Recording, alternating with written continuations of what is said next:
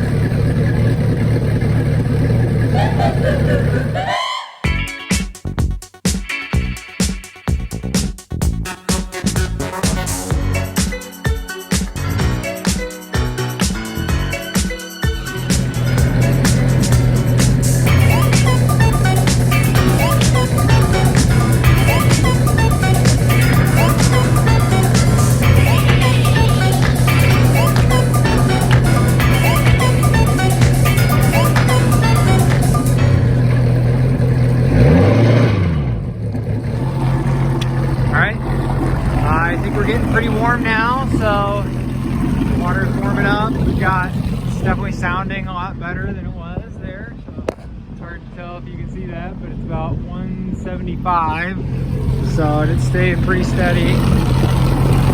How long I've been running it for. Now it's time to switch over. Don't know how much I need. I got 3 jugs out. Got one with the foil off, and I've got 2 with the cap off ready to go, so I'm gonna swap it over and see what we can make happen.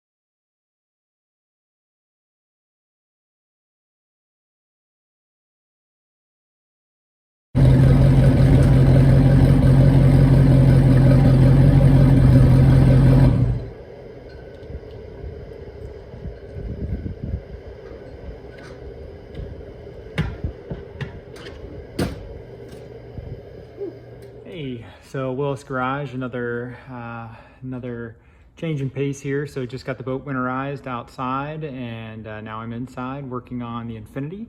So I gotta do new brakes all around. So it's in the The one thing about the Infinity is as the brakes wear down, the brake light comes on saying that you're low on brake fluid, but it's just because the pads are now traveling further, which then disables the traction control and everything else because it relies on the brakes. So I've got new pads for all around. I just did the rears not that long ago, but I'm going to go ahead and do fronts and rears just all together. And then we'll see. It has been without heat lately. I think the heater core is clogged up from one of the times with all the nastiness that's kind of gone through the radiator. So I'm gonna get to work here on the brakes, and we'll see what else I can get into before the kids wake up. So here we go.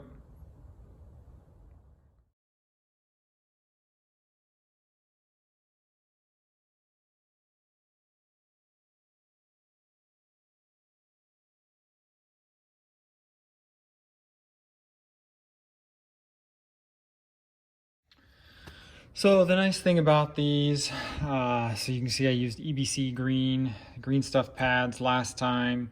The nice thing about these brakes, I just have to remove this one lower bolt on the back side, and then I can swing it up out of the way. If it'll stay there. These are not looking too great. It's not a lot of stuff, not a lot of pad left there. It's compared to the new pad. That thick versus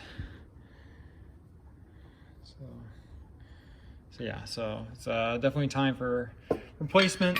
So we'll get these taken off here. I need to buy new rotors. These I bought these a long time ago. You can actually see the slots are drilled and slotted. The slots are gone, they don't exist anymore. I probably should be replacing the rotors too, but you know, that's not how we do things. So get these brakes replaced and get on to the next thing. I like to take one of the old pads and put it in place. See if I can get it to stay there.